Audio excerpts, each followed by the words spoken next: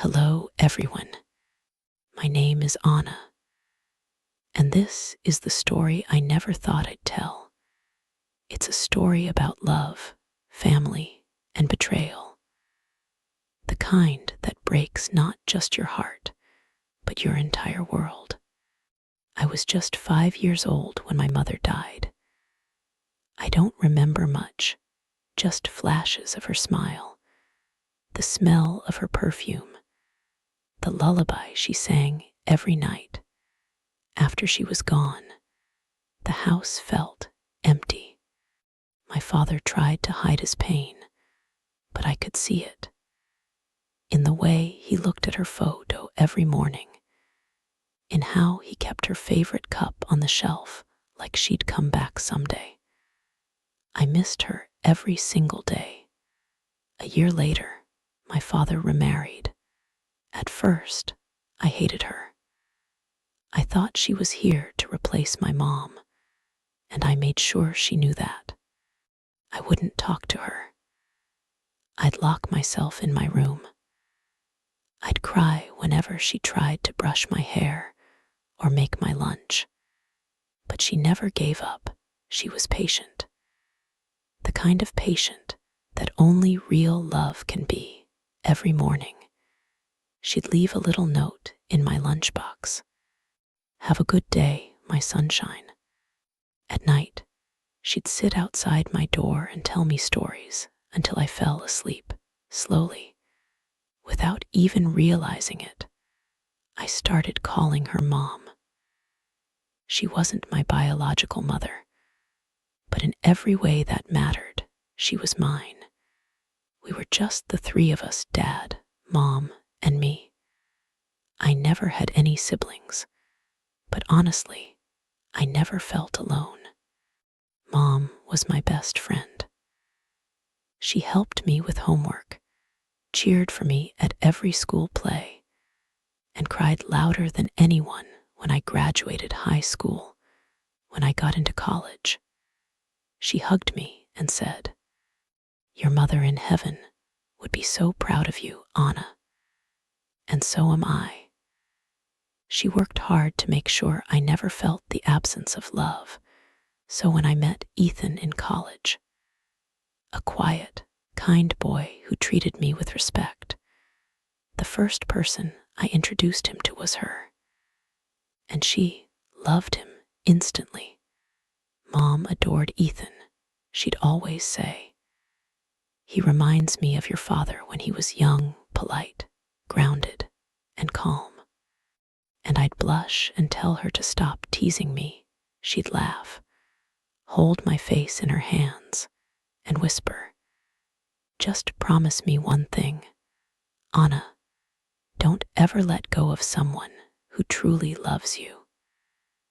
When Ethan proposed to me 2 years later, she was the first to know. She hugged us both and said, "Finally, I'll get to see my little girl as a bride." Felt like everything in my life had come full circle. I had love, family, and the mother who gave me both roots and wings. After marriage, Ethan and I moved into a small apartment across town. It wasn't big, just a bedroom, a kitchen, and a tiny balcony. But it was ours. Every Sunday, we'd go to my parents' house for lunch. Mom would cook Ethan's favorite dishes, and Dad would joke that she loved him more than me.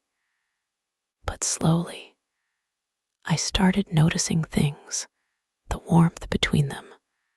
Mom and Ethan began to change. At first, I thought I was imagining it. Maybe I was overthinking. But sometimes, I'd find Ethan already at my parents' house before I got there. Or Mom would call him directly about small things. Things she could have easily told me. I brushed it off. She loved him like a son, I told myself, and he respected her like a mother, right? One evening, I came home from work earlier than usual. Ethan wasn't there. His phone was off. When I asked him later where he'd been, he said he had gone for a walk to clear his head. Something in his voice didn't sound right that night. I couldn't sleep. I picked up his phone when he was in the shower, not because I wanted to snoop, but because something inside me whispered that I needed to. There were deleted messages, only fragments left in notifications. One of them said, "We shouldn't be doing this. She'll find out." And another, "You know I can't stop thinking about you." Heart pounded so hard I could barely breathe. I scrolled through his contacts and saw the name that broke me. Mom. The next morning, I drove straight to my parents' house. Mom was in the kitchen, making breakfast like everything was normal. She smiled when she saw me, but that smile didn't reach her eyes. I looked at her and whispered, "How long?" Her hands froze. The spoon clattered into the sink. She didn't ask, "What do you mean?" She didn't even pretend. Tears filled her eyes before I could say another word. "Anna, I'm so sorry," she whispered. "It wasn't supposed to happen. I didn't mean to." But I couldn't hear her. My ears were ringing, my heart was breaking, and my body felt like it wasn't mine anymore. I ran out of the house and sat in my car for what felt like hours. The woman who had raised me, loved me, protected me, had betrayed me in the worst way possible. And the man I trusted with my heart had broken it with her. Days passed in silence. I didn't answer Ethan's calls. I didn't go to my parents' house. When I finally faced him, his eyes were red and swollen. He said it was a mistake, that it just happened, that they didn't mean to hurt me. But betrayal isn't an accident. It's a choice, one that both of them made. I packed my bags that night. He tried to stop me, begging for forgiveness. I didn't say a word. I walked out and didn't look back for months. I couldn't face anyone. I stayed with a friend in another city. Dad called every day, begging me to come home. He didn't know the full truth, only that I had left Ethan. When I finally told him, I heard the silence on the other end of the phone. Then I heard him break. He said, "I can't believe she would do that to you." That was the day my family truly fell apart. Mom tried to reach out, letters, messages, even came to see me once. I couldn't face her. Every time I saw her number flash on my phone, I felt that same burning pain in my chest. 6 months later, she showed up at my doorstep. Her face looked older, tired, almost hollow. She held an envelope in her hand, a letter, I think, but she didn't give it to me. She just said, "Anna, I've made mistakes. I'll live with the guilt forever. But please, don't let my sins take away your peace. You deserve happiness." I didn't say anything. I couldn't. The girl who once ran into her arms now stood like a stranger before her.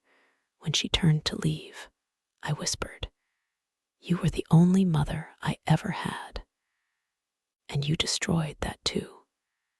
She nodded, tears falling silently, and she walked away. That was the last time I saw her. A year later, I got a call from my father. Mom had fallen sick. She wanted to see me. I went, not because I forgave her, but because part of me still loved her. matter how much I wished I didn't. She was weak, lying in bed, eyes half open. When she saw me, she smiled faintly. She handed me the same envelope she'd brought before. Inside was a letter. My Anna, I don't expect forgiveness. I only want you to know that what I felt was confusion, not love. Ethan reminded me of your father when he was young, the same gentleness, the same kindness. And somewhere, in my loneliness, I made a terrible mistake. I lost myself, and I lost you, the one person who gave my life meaning. Please don't let my weakness define your story. Love again, trust again, because even though I failed you, you deserve happiness that lasts. Mom, by the time I looked up, she was gone. It took me years to forgive, not for them, but for me. Holding on to the pain was destroying me from the inside. I learned that forgiveness isn't about saying it's okay. It's about saying, I won't let this hurt me anymore. I started over. I moved to a new city, got a new job, met new people. And for the first time in years, I began to breathe again. Sometimes, I still think about her, about the woman who loved me like her own, and then broke my heart like no one else could. And I think about Ethan, how easily love can turn to betrayal. But I've learned something important. People make mistakes. Some unforgivable, some that change everything. But no matter how deep the wound, healing is still possible. Last week, I visited her grave. I placed a small white rose and whispered, I forgive you, Mom. I just wish you forgiven yourself too. Wind was gentle that day, and for the first time in a long time, I felt peace. Maybe love isn't about perfection. Maybe it's about learning that even broken hearts can still beat. This was my story, a story of love, betrayal, and the strength to rebuild. If you're listening to this and you've been hurt by someone you trusted, please know this. You can survive it. You can rise again.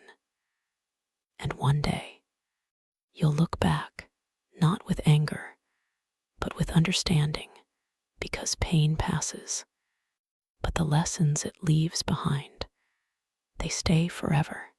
Thank you for listening. This was Anna's story on Stories with Allicia.